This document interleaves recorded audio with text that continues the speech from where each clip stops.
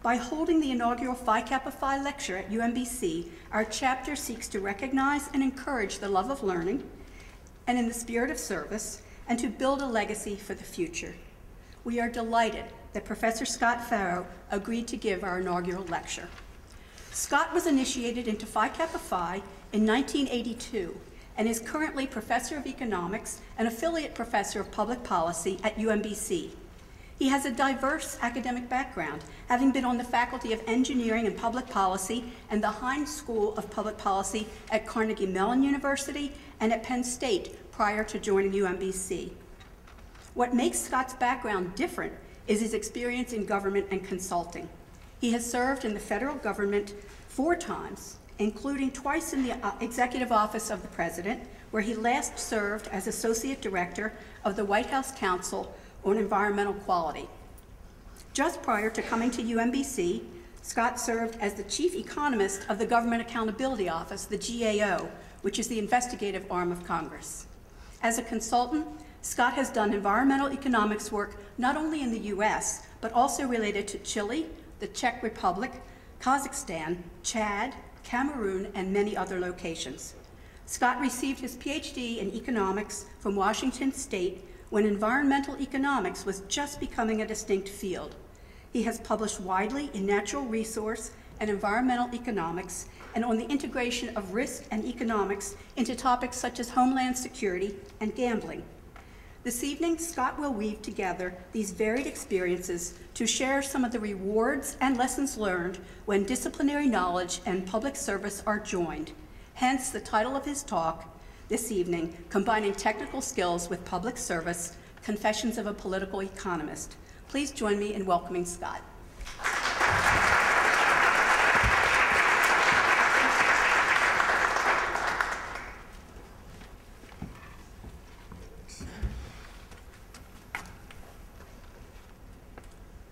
Well, thank you, Beth. I appreciate the introduction. I especially appreciate that all of you folks came out on an early evening after a long day of our undergraduate research day. And in fact, in terms of learning, I went this afternoon to the lecture on the Winslow Homer painting near Andersonville. And actually, I'm still a little shook by listening to such a good lecturer. I'm still worried about it for tonight. We'll see. And I'm also a little surprised at the makeup of this audience. Let me just see. Now, who are the undergraduates in the audience? Could you raise your hand? Okay, that makes me feel better. Okay. Graduate students? Okay, and those in the outer real world, one way or another? Okay, well, thank you. That's a nice range. With this talk, and I've sort of highlighted Confessions of a Political Economist, I'm going to try to make this, in fact, not about me, but in fact, it traces a number of the things that I've stumbled across in different periods of government service. In fact, where I hope to go is just a brief moment on Phi Kappa Phi. Getting a little feedback there.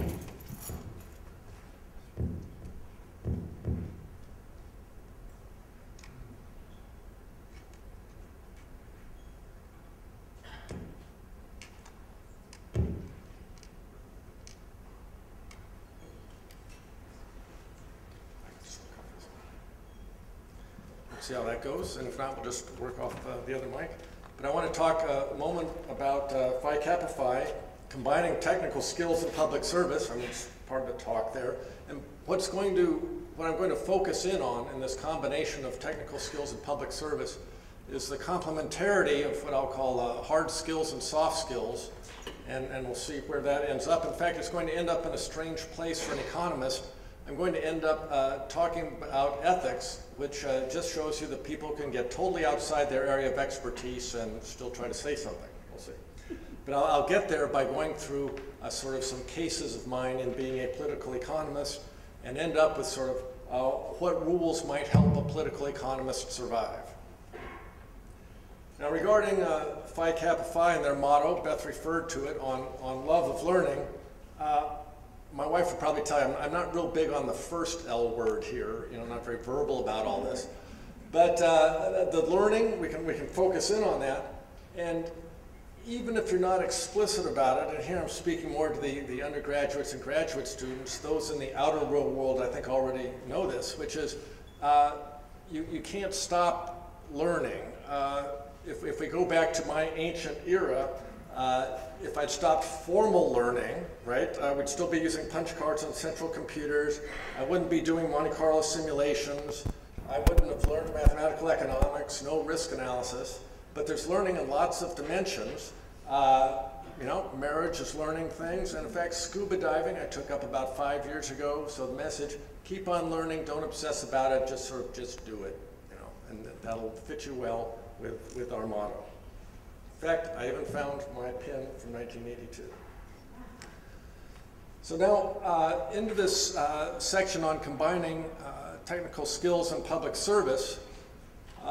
One issue, and I guess this is more addressed to the students, a few of these slides are more addressed to the students, which is, well, how do you find places where you can combine technical skills and public service? And those jobs and opportunities are unlikely to come find you. You have to go find them. There are lots of sources.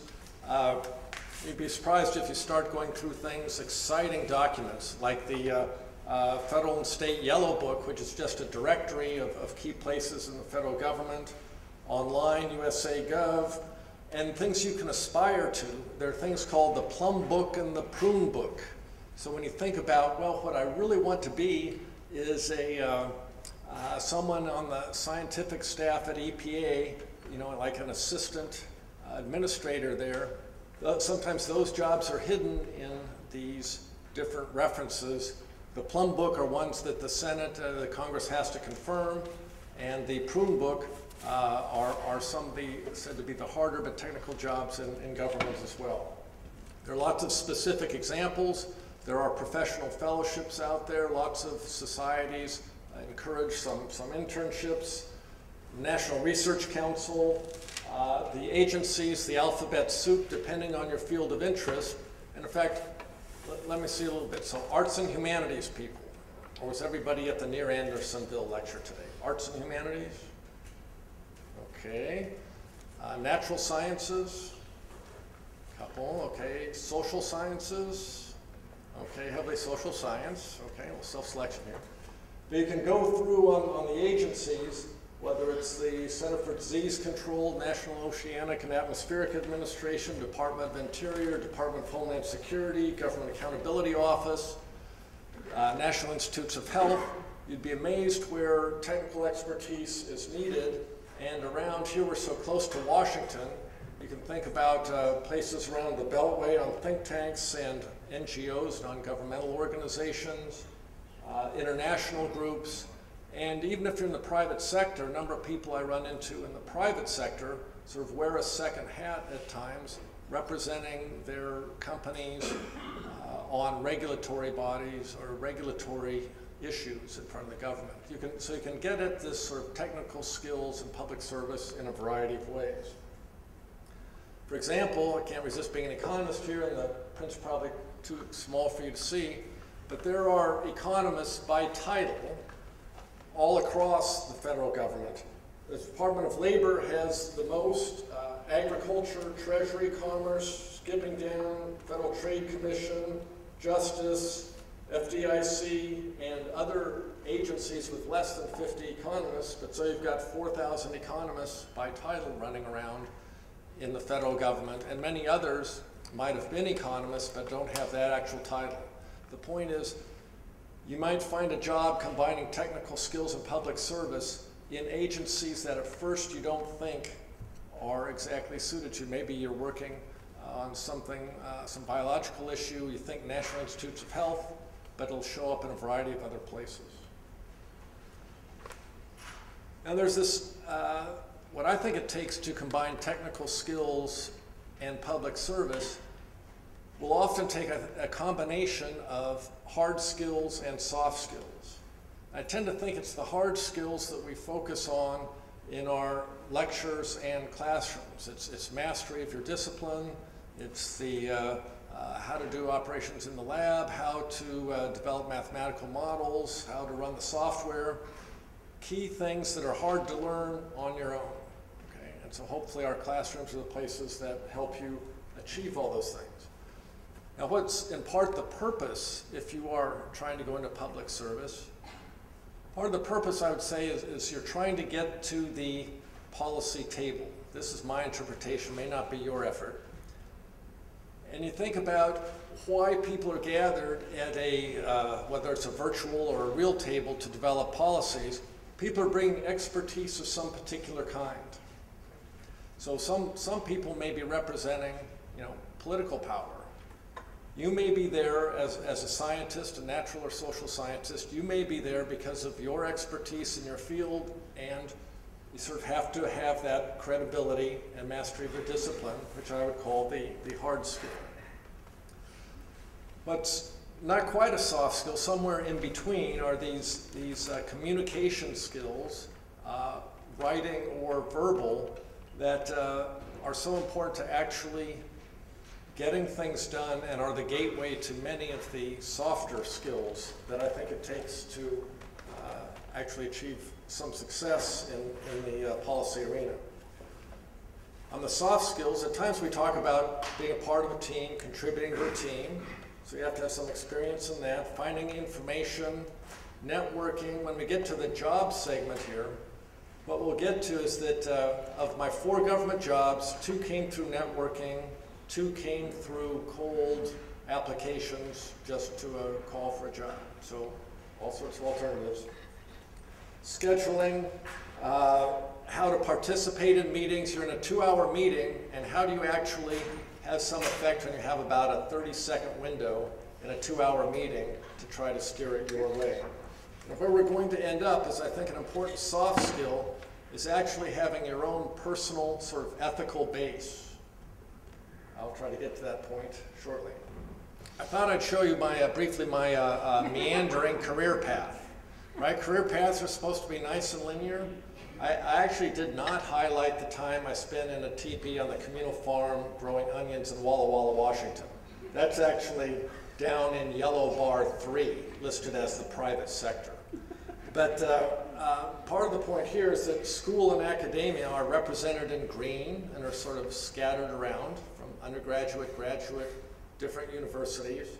The government service is blue, and private sector is gold.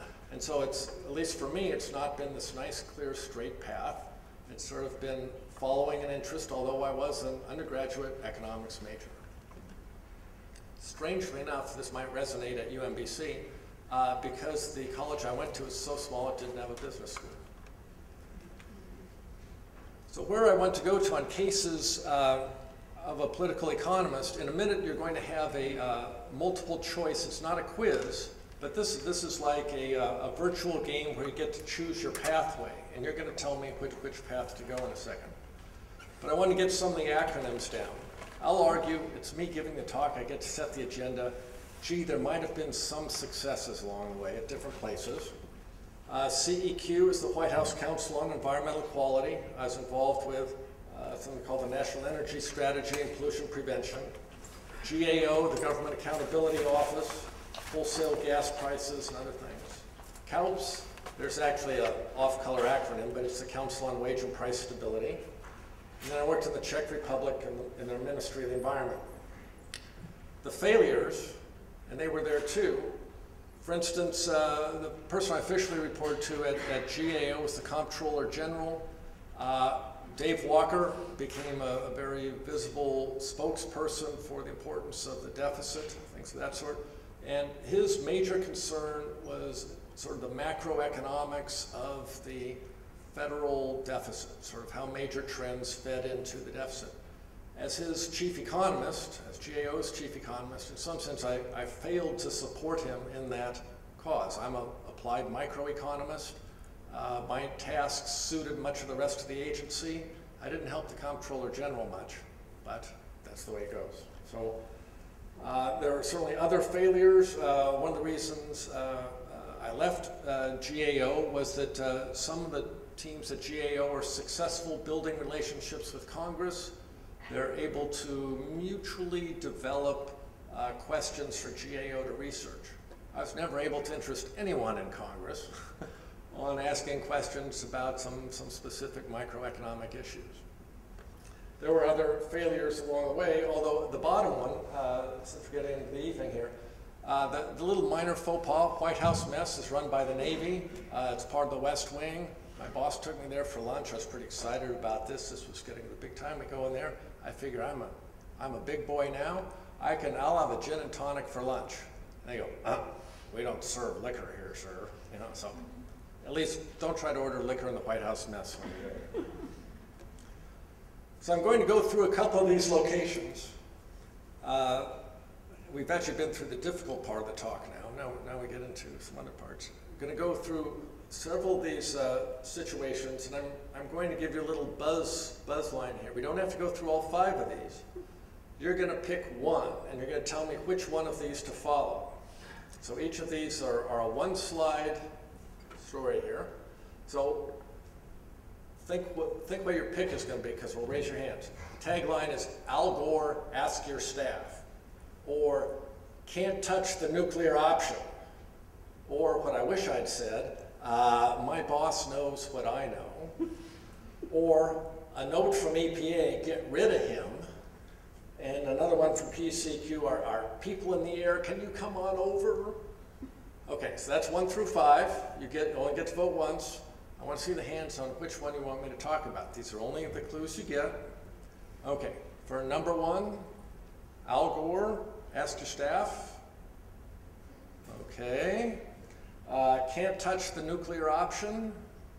Okay, a few more hands. That one was, I'm going to pairwise comparing. Okay, that one was there. My boss knows what I know. Oh, actually, that's getting pretty good. Note from EPA, get rid of him. Oh, okay, that's even more. Okay. People are in the air, can you come on over? Okay, strangely enough, trying to do this from GAO, credible accounting, it looked to me like a note from EPA, get rid of him. Okay. Note from EPA, get rid of him. The context of this, pollution prevention was just starting to sort of reach political salience back. I'm purposely trying not to date this too much. I'll make this all seem a little old here. But pollution prevention was just getting in some of the policy debates. And one of the big issues about pollution prevention was that there ought to be a pollution prevention hierarchy. Right? You ought to prevent, reduce, reuse, recycle, and there's sort of a hierarchy to the way you reduce pollution. And EPA was pushing this strongly. What was my role in this? Remember, these are confessions of a political economist. So what's my role? This is the context. My role, I was actually the Associate Director of the Council on Environmental Quality for Pollution Prevention. So you'd think I ought to be involved in there someplace. The hard skill that I want to talk about, the hard skill was, well, what new did I bring to the table? Well, actually, if you think about economic models and you're trying to reduce pollution, and you have cost curves for different ways to reduce pollution. I know it's 6 o'clock, but that's all right. So you have cost curves for different ways to reduce pollution. Most economic models at first cut would tell you to, well, you equalize something across all of these different ways of reducing pollution, and you don't proceed in a strict hierarchy. You sort of have a portfolio of ways that you might reduce pollution. Okay, that was not the way EPA wanted to look at this, and I was sort of getting beat up at different meetings. So what I did, and this will tie into one of my suggestions later, was I wasn't tasked with this or anything. I was just sort of aggravated with EPA. And so I wrote about a 2-page memo, 2 pages long, by the way. I sort of exceeded the 1-page limit, but wrote like a 2-page memo to my boss outlining what was suspect about the pollution prevention hierarchy from an economics point of view. Sent it to him. Turns out he then uses it within the White House. And what turns out to be useful to my boss is that that memo helped place him in a bargaining position. So we're sort of to the soft skill element. It placed him not exactly aligned with EPA. It placed him in the middle of EPA, an economic approach to pollution prevention, and some other non-economist, non-EPA people in the White House. So it turned out to be useful to my boss, and I was just doing economics. So that got fought out through the White House, and somewhere there, in fact, was at least explicit comment, or perhaps even a memorandum on who's this Farrow guy, get rid of him. So it didn't happen, but that was EPA's view. Okay, so there's a hard skill and a soft skill in that particular case. That's one story from CEQ. If you wish, I sort of done, but if you wish at the end for Q&As, we can come back to Al Gore or something like that. For where I sort of embarrassed my boss when Al Gore's asking me questions. With the Government Accountability Office, your three choices are: you get Congressman Jones, must I go to Paris again, and the spinning wheel of death. So behind doors 1, 2, or 3, what do I hear for you get Congressman Jones? Raise your hands. Okay, a little bit of interest. Must I go to Paris again? A little bit. And the spinning wheel of death. Oh, okay. It's the spinning wheel of death. Okay.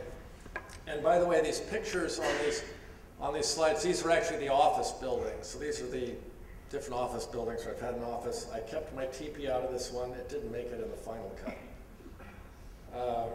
So, the spinning wheel of death. So, I became chief economist of the GAO. When was this? In early 02, shortly after 9/11.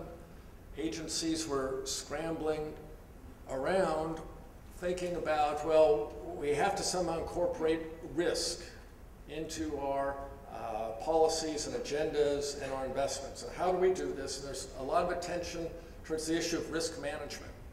In fact, what you might find by these words, I find that much of my life in government service has been trying to develop a better appreciation for the words that speechwriters come up with.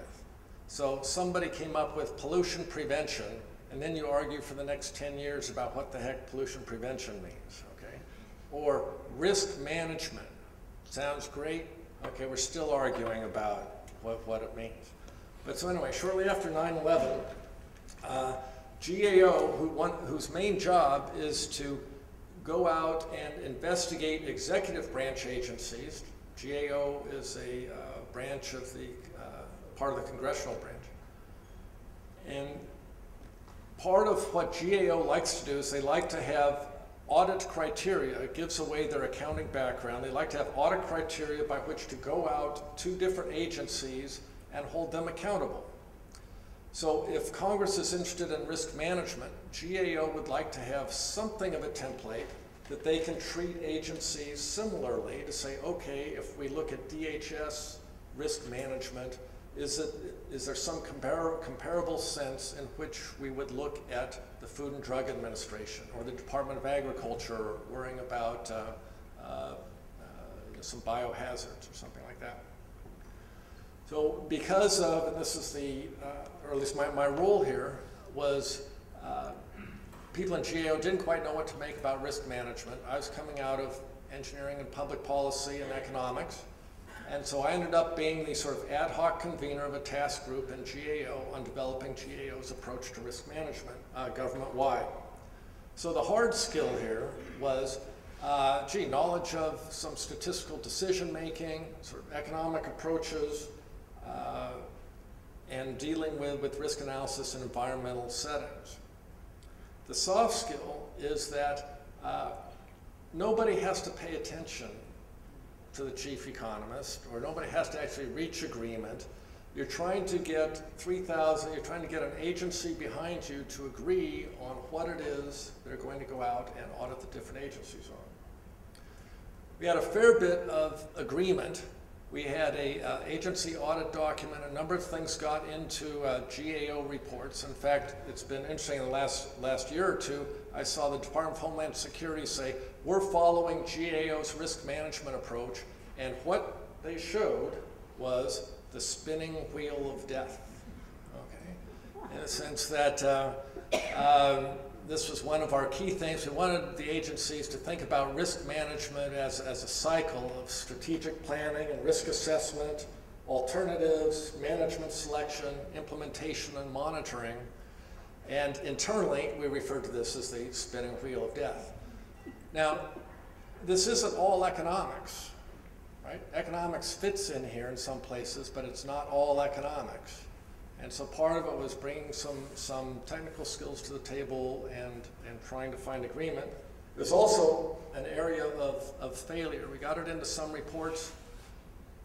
As I was leaving the agency, the document was all set, and it was never finalized as an agency audit document to officially guide the agency's procedures.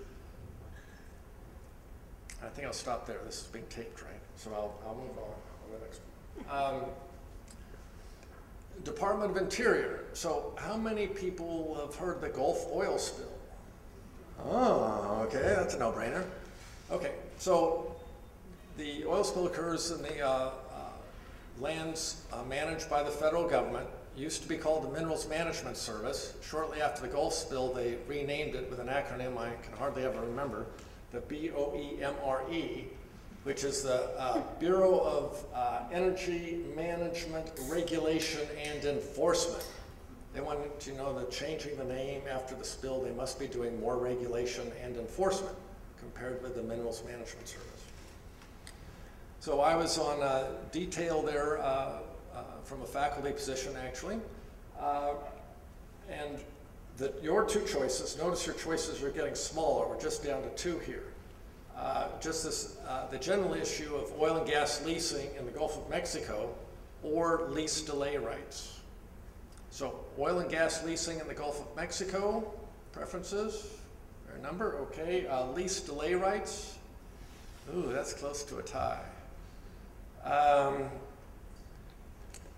I'll go with oil. I'll go with number one behind number one door. This, by the way, is the Powell Building. It's the headquarters of the U.S. Geological Service, where the Minerals Management Service used to be headquartered and where I had my office.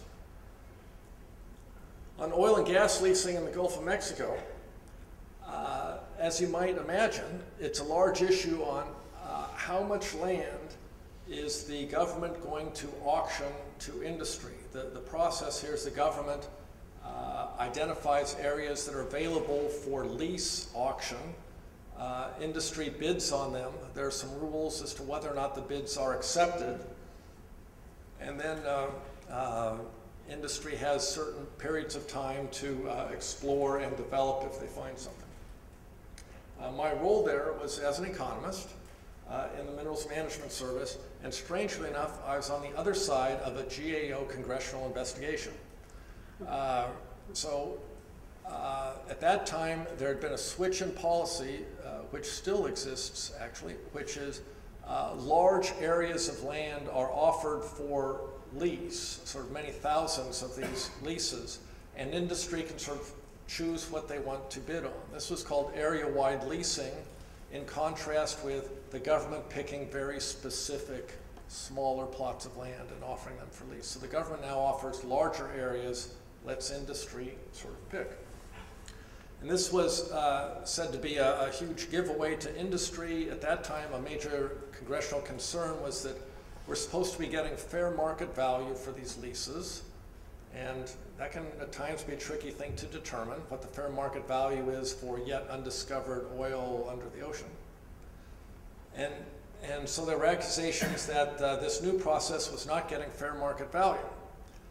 The technical skill is, back when I was younger and more statistically inclined, was that you get lots of data and you carry out econometric analysis, econometric being statistical with sort of an economic structure to it. Carry out an econometric analysis to try to determine if bids on these leases have gone down. Where this ends up as a soft skill is that I won the soft skill battle and lost the hard skill. So I developed a relatively transparent model. For you technical folks out there, it's actually a formally reduced form model. I had the structural model, solved for the reduced form, estimated it, and it lets you predict the outcome and it showed that there was no statistically significant impact of this change in government policy on revenues. There are several high-powered economists who came in with a very complex structural model that showed something different, but the congressional investigation sort of went away and accepted the minerals management story, which was basically in part based on my regression analyses. So to some extent, we won the soft skill battle on what seemed to be the analysis of, at the time. The hard skill battle I lost was those other authors published in a higher quality journal than I did. So this really aggravates me because they got 2 more academic brownie points than I did, but I won the soft skill battle and I didn't get points for that. So that was a small bit of frustration. Okay, so this is going to be the last example, and you don't even get to choose on this. This one refers to the Council on Wage and Price Stability. That's the building on the left. Or for a while I had an office in the Czech Ministry of the Environment in Prague, and I spent a fair bit of time up in northern Bohemia. And the right-hand slide is during an inversion in northern Bohemia when they were burning very low-quality coal up there. You might have had the following 3 choices. If you can't buy an economist, who can you buy? Don't be the dancing bear of your host. As you might expect, that came from the Czech Republic. And discovering, strangely enough, that 1,000 times off can be a large number. Those could have been your choices, but I'm picking number 1. In part because I'd also offered this to Phi Kappa Phi as the actual title of the talk. They thought that Confessions of Political Economists would work better, and that's fine.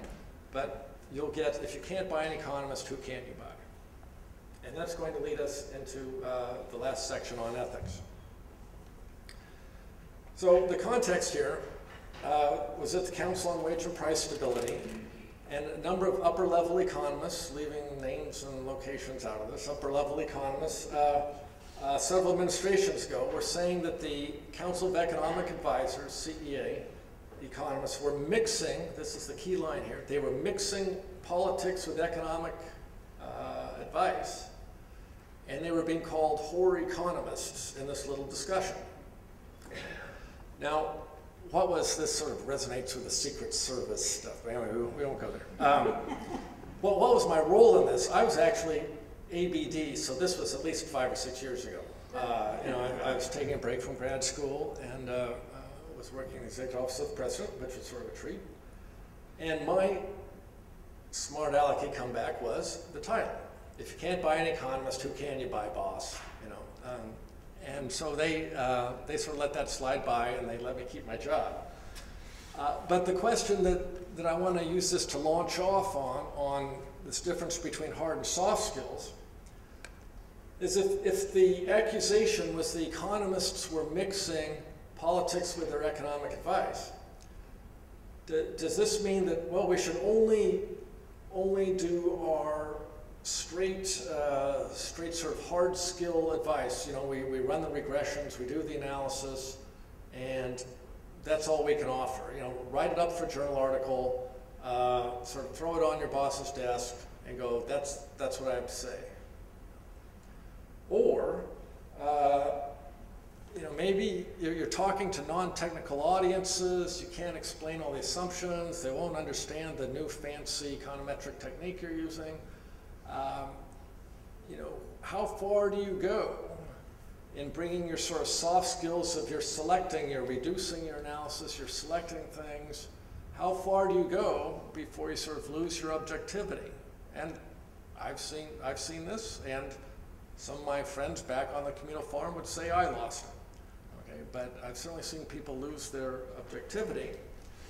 I'm going to link this in with what I call trying to establish your own ethical base and how you get there, and this will be sort of the concluding part. And again, now I'm way outside of my field, but this is sort of food for thought. I'm going to start with, there's sort of a long quote here from James Q. Wilson, recently deceased, wrote a book, Bureaucracy. And I'll paraphrase just part of it. The issue is about organizing an elite service in the government. What parts of the government really work well? There are some differences. Some parts work well, some not well, some terribly. But down in the middle, he says, well, the keys to organizational success have not changed. The agencies were started by strong leaders who were able to command personal loyalty, define and instill a clear and powerful sense of mission, attract talented workers who believed they were joining something special, and make exacting demands on subordinates. And these are sort of the hallmarks of an elite service. And actually, it's sort of interesting, you can answer this for yourself. Are there elements of this at UMBC? I'll leave that there. But where this might take us, the economists have recently been talking about, should we have an economic oath? Okay? Which is, economists by definition, we think we're elite, so that's not an issue. But what about, should there be some oath, like a Hippocratic oath, something where we join together on, well, what's it mean to be an economist, other than being able to solve, sort of supply and demand equations or something. So this is an excerpt. There's a book by DiMartino on the economist's oath. And suppose that you march students up when they graduate, they would raise their hand. I won't do so, but they would raise their hand and say, well, please repeat after me, that as an economist, I will recognize and always keep in view that economics is and will forever be an imperfect science. I'll skip some of this down the way. I'll approach my work with an honest and open recognition of the imponderables that bear on the success of my work.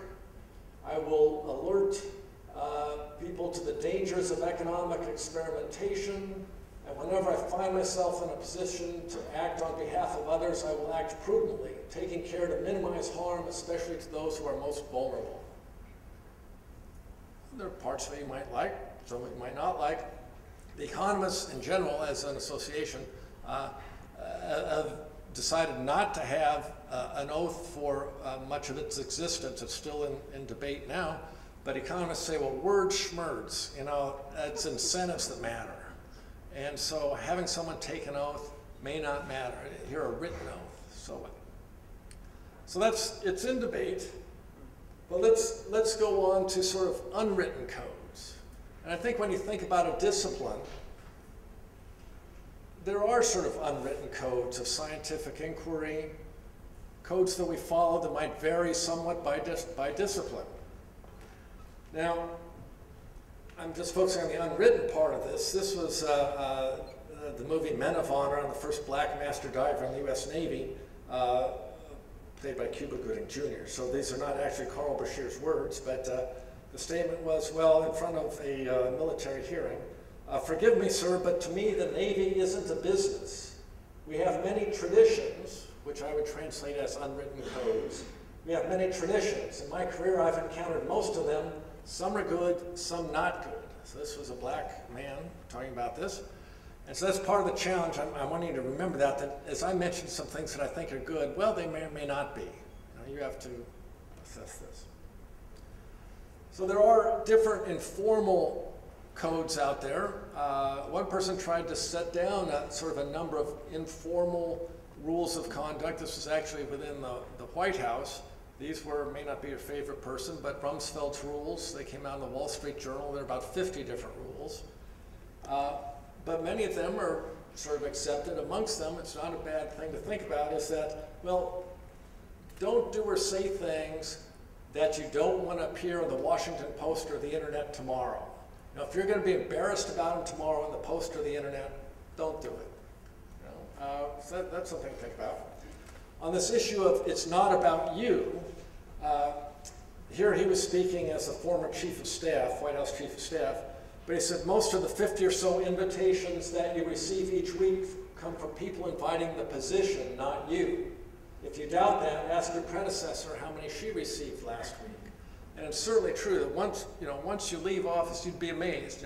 Who will return your phone calls? Who will do this? It's a lot of what you are doing in office is because of the position. Hopefully not only Republicans would like the next to the last one, treat each federal dollar as if it was hard-earned. It was, by a taxpayer. And if you're not criticized, you may not be doing too much. There are about 50 of these. You might think of these as an informal code of conduct, but I'm a simpler person. I come from the West. I like these sort of hazy things. There's actually something called cowboy ethics. Amongst things like, be tough but fair. Hopefully my students believe that. When you make a promise, keep it. Write for the brand, translation loyalty. Talk less and say more, things like that. So where I'm actually going to conclude tonight is sort of my guidance. I couldn't think of anything that rhymes with Farrow, other than Farrow's Follies, so that didn't seem to work so well. So my conclusion on sort of combining technical skills and public service is that, number one, you're not just there marking time. Try to make something good happen. Now, good's a normative word. All these are very normative statements, okay? But try to make something good happen. Try to make your principal look good. Now, your principal is your boss at least one and maybe more levels above you. Strangely enough, that helps, okay? And as you might have noticed from a lot of legal issues circling around, get to know your general counsel or their staff. In most regulatory situations, the lawyers sort of hold the keys to lots of things. Meetings, it was almost a relief being a department chair, but I'm glad you're doing it, Mike. Almost a relief being a department chair in terms of meetings compared with some areas in government, but it helps to ask yourself, well, what do I actually want to get out of this meeting? If you just walk in, say you're going to sit there, very little is going to happen. Think what it is you want out of this meeting. And maybe this is only my analytical weakness.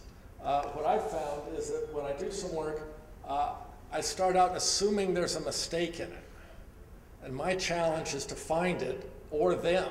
There's actually a fun book where you get suckered into just finding the first mistake, and there's a second big mistake later.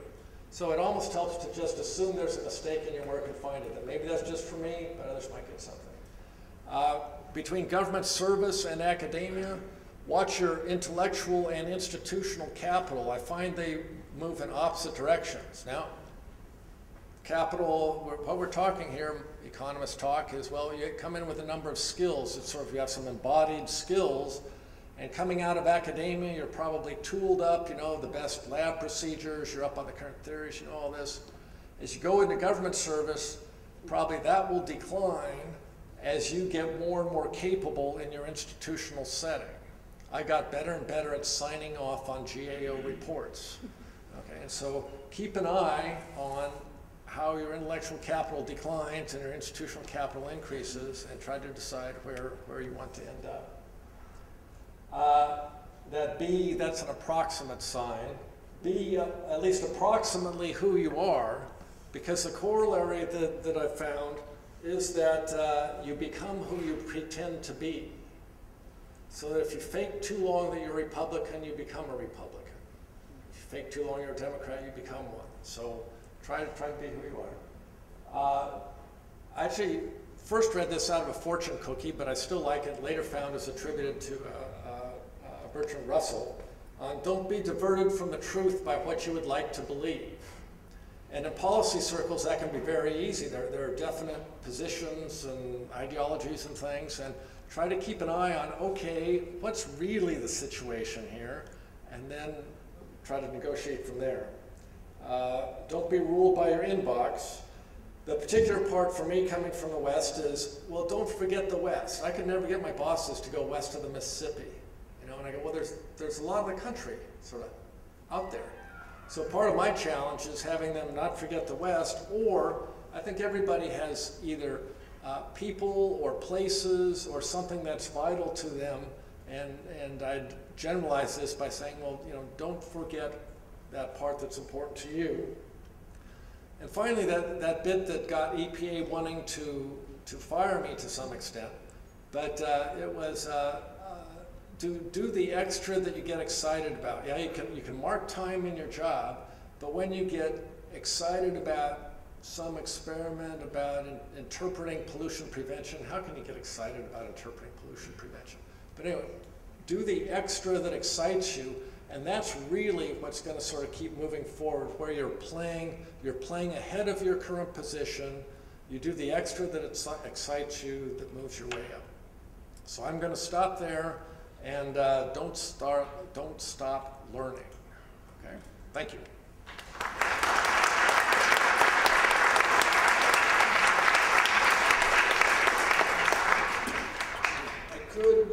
Beth, take a few questions or go back to things, and then there's going to be the raffle shortly thereafter for the Kindle, which only students are allowed to win, I believe.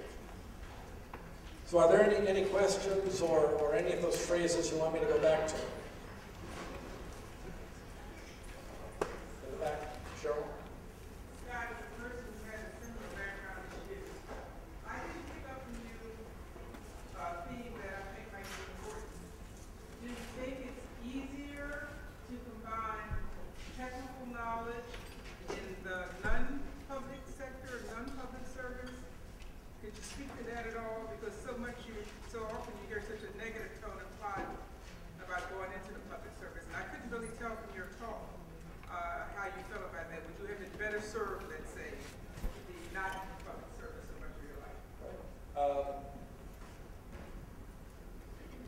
So I focused on the public service part. I'd have fewer stories to tell, but I think the same issues exist in many settings in the private sector. It's possible you can find yourself a very isolated lab work kind of job where you don't have to worry about soft skills, but your merit raises may be lower. But, in the private sector, I had to argue things 4 or 5 layers up at ExxonMobil about oil and gas development in Chad. I went around something and published things in the academic literature that I couldn't do in the private sector. Although what I found in the private sector is that whichever side, industry or NGOs, they're equally pushing for their own point of view, and the soft skills, these same skills become as important. You have to have your technical credibility and be able to push back. If anything, I'd say the largest ethical breach that I've ever dealt with came from an NGO and not from industry.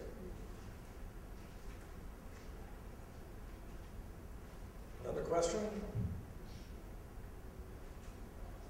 Okay, I'll give you the punchline. I'll give you the punchline of the Al Gore story, though I can't resist this one. Punchline of the Al Gore story is that, so I wrote a chapter for the president's annual report on the environment. Then Senator Gore, this does date it, but then Senator Gore held hearings on that chapter.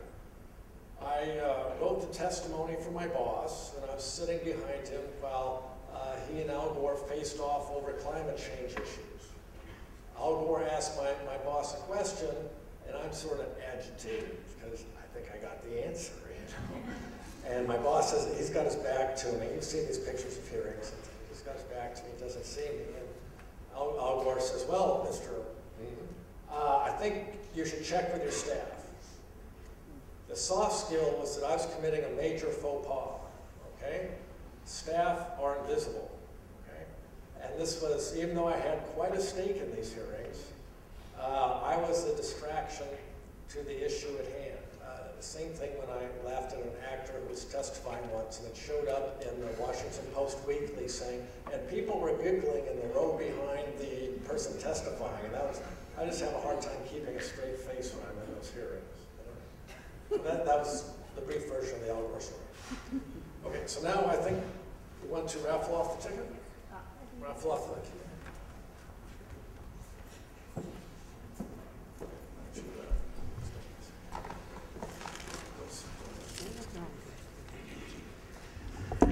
I'm going to pull the microphone up just a little bit closer because my voice is much improved since Sunday. I had a nice brush with some asthma, but I sound much more clear tonight.